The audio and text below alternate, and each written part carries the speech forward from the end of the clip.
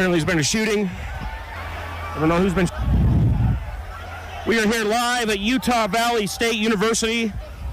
To my great fellow Americans, I am filled with grief and anger at the heinous assassination of Charlie Kirk on a... To my great fellow Americans, the nation is in shock, grief, and anger.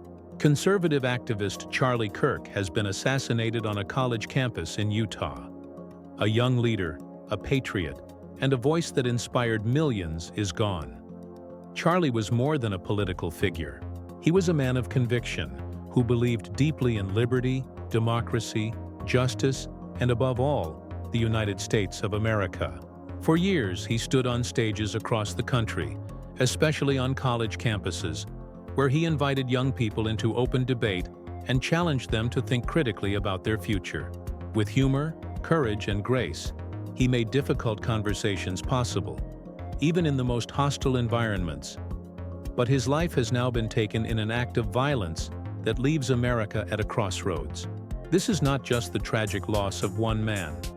It is a reminder of the growing dangers that come from demonizing and dehumanizing those with whom we disagree. Charlie Kirk's assassination is not an isolated event. It echoes years of attacks, threats, and political violence. The attempted assassination of public leaders, the targeting of law enforcement officers, and the rising culture of hatred that continues to divide our nation. For too long, radical rhetoric has poisoned public discourse. For too long, voices like Charlie's have been compared to the worst villains in history, fueling a climate where violence becomes thinkable. And tonight, America sees the tragic result. But while an assassin tried to silence him with a bullet, Charlie's message has not been silenced. In fact, it is louder than ever.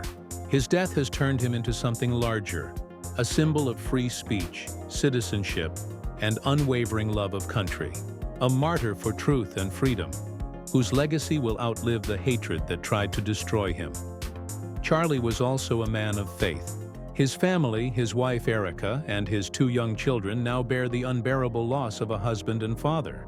Yet for those who knew him, there is comfort in the belief that he rests with God, in peace, beyond the violence of this world. Now the question is no longer just about Charlie Kirk. It is about America itself. Will we allow hatred and violence to define our future? Or will we honor Charlie's life by recommitting ourselves to the values he stood for? Free speech, justice, the rule of law, and faith in God. This dark moment calls for unity. It calls for courage. And it calls for every American to recognize that disagreement must never turn into violence. The assassin who struck Charlie Kirk struck at America itself. But he did not win. Because Charlie's voice, his ideas, and his mission will continue to inspire countless generations. His death is not the end of his story. It is the beginning of his legacy. And tonight, we remember him not in silence, but in resolve. May God bless his memory. May God protect his family. And may God bless the United States of America.